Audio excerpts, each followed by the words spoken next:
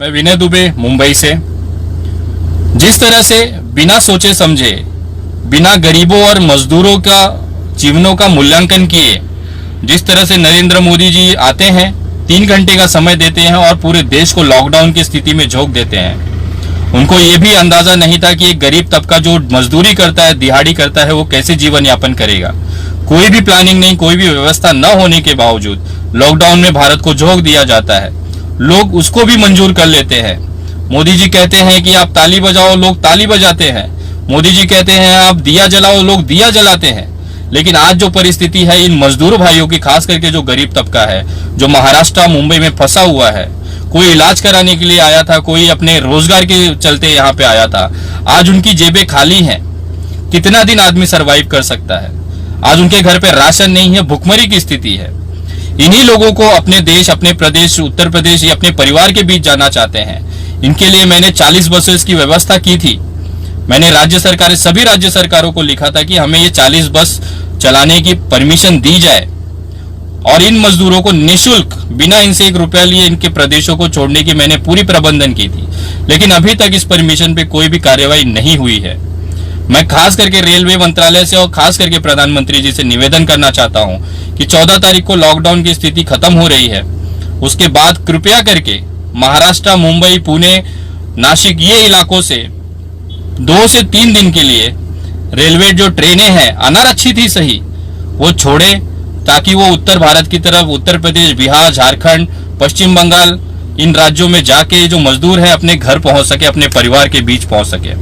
वहां जाने के बाद भले इन लोगों को 14 दिन के लिए गांव में प्रवेश न दिया जाए, उनको 14 दिन के लिए अस्पतालों में या फिर वहां के नजदीकी स्कूल में वहां पे इनको क्वारंटाइन कर दिया जाए, ये चलेगा। लेकिन कम से कम अब स्थिति ऐसी है कि इनको यहाँ से अपने गांव, अपने परिवार के बीच जाना है, क्योंकि यहाँ पे ये रहेंगे तो कोरोना से न मरे, लेकिन भूखमरी से ये जरूर मर जाएंगे। क्योंकि जिस तरह से इनके पास आज न इनके मालिक इनको ध्यान दे रहे हैं, न सरकार यहाँ तक उन लोगों तक पहुंच पा रही है। ये कहीं ना कहीं सिस्टम और सरकार की फेलियर है। और मैं चाहता हूं कि कृपया सरकारें इस पे ध्यान दें।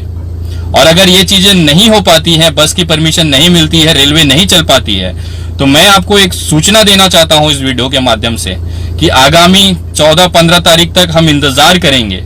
इन मजदूर भाई सारे इंतजार करेंगे।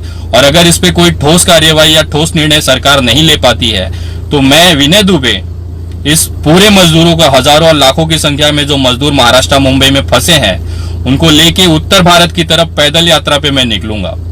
अंदाजन 20 तारीख के आसपास ही हम पैदल यात्रा पे यहां से निकलेंगे। जिस तरह से दिल्ली से हजारों लाखों की संख्या में लोग वहां से पैदल अपने उत्तर प्रदेश, बिहार पहुंचे हैं, उसी तरफ से अब हमारे पास यही रास्ता बचता है कि हम लोग इस मजदूर भाइयों को अपने घरों तक पहुंचाने के लिए ये कदम हमें मजबूरी में उठाना पड़ेगा। और इसकी पूरी जिम्मेदारी केंद्र सरकार और राज्य सरकारों की होगी। आप हमें उठा के जेल में डाल दे, चल जाएगा, लेकिन ये गरीबों को, जो मजदूर वर्ग है, आज ये भुखमरी है, एक एक दाने के लिए मोहताज है। किसके सामने हाथ फैलाएं? और ये जो परिस्थिति आप लाई है वो आपकी वजह से है, केंद्र सरकार और राज्य सरकारों की वजह से है। उत्तर प्रदेश और बिहार की सरकारें अपने लोगों को नहीं लेना चाहती हैं। जिन राज्यों में, जिनके वोट से आप सत्ता में हैं, आज उनको ही मरने के लिए दूसरे प्रदेशों में छोड़ दिया है। ये आपकी नैतिक जिम्मेदारी बनती है उनको अपने राज्यों में वापस लाना। और अगर आप नहीं ला सकते हैं तो ये जनता का एक नया, बोलते हैं कि मजदूर आंदोलन एक शुरू होने के कागार पे है। जिस तरह से गुजरात के सूरत में प्रवासी उत्तर भारतीयों ने जिस तरह से वहां पे रास्ते जाम किए हैं, आगजनी हुई है, अब लोगों के अंदर ये गुस्सा है। लोग, कोई भी घर पे बैठ के भूखा नहीं मरेगा, कोई भी घर पे बैठ के भूखा नहीं मरेगा। जिसको भी लग रहा है कि अब उसकी अंतिम समय आ गया है, वो हाथ पैर मारेगा और जिंदा रहने की कोशिश करेगा। आज देश को एक तरफ कोरोना से लड़ने की जरूरत है, दूसरी तरफ भुखमरी से लोगों को बचाने की भी जरूरत है। देश की प्राथमिकता है कि लोग भूख से न मरे। हम सुपर पावर देश बनने की बात करते हैं और यहाँ पे हमारे लोगों को खाने के लिए अन्न नहीं है, कालाबाजारी अपने चरम पर है। ये सारी चीजों को देखते हुए हमें ऐसा लगता है कि अब समय आ गया है, अगर सरकारें इस मामलों पे गंभीर नहीं होती हैं तो मैं ये आपको संकल्प लेता हूं कि मैं विनय दुबे मुंबई से सारे जो मजदूर भाई जो तैयार हैं, जो चलने के लिए तैयार हैं, उनको पैदल ही लेके महाराष्ट्र से मैं उत्तर प्रदेश, बिहार तक लेके जाऊंगा। और आप भले मुझे गिरफ्तार करके डाल दें, चलेगा, लेकिन ये चीजें अब ये सहन के बाहर हो रही है। लोग यहाँ भूखे बैठे हैं, मरने की कगार पर है और इनको राशन नहीं चाहिए।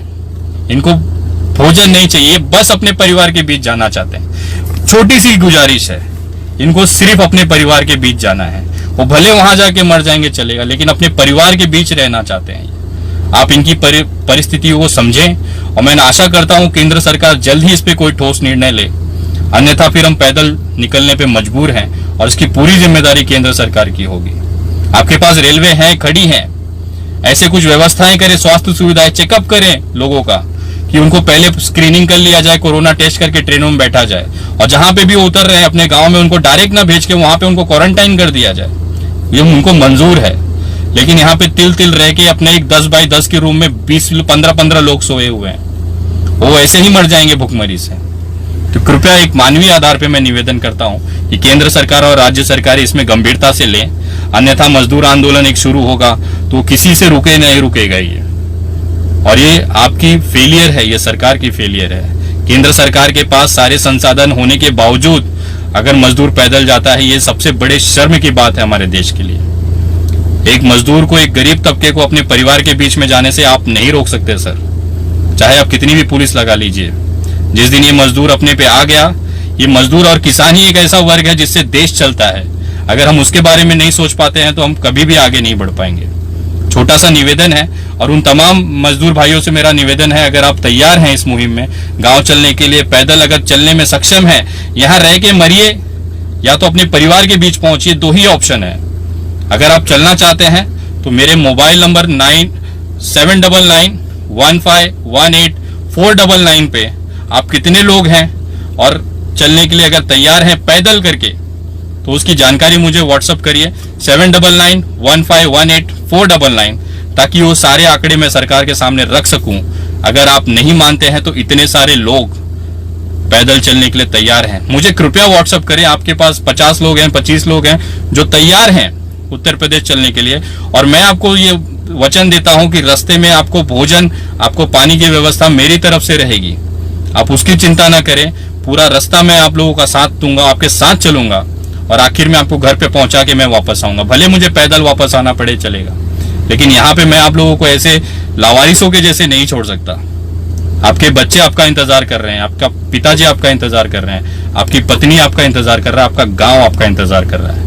तो निर्णय आप लीजिए। अगर आप तैयार हैं मेरे इस मुहिम में साथ देने के लिए, तो मुझे मेरे नंबर पे 7999151849 पे सूचित करें कितने लोग हैं आप लोग।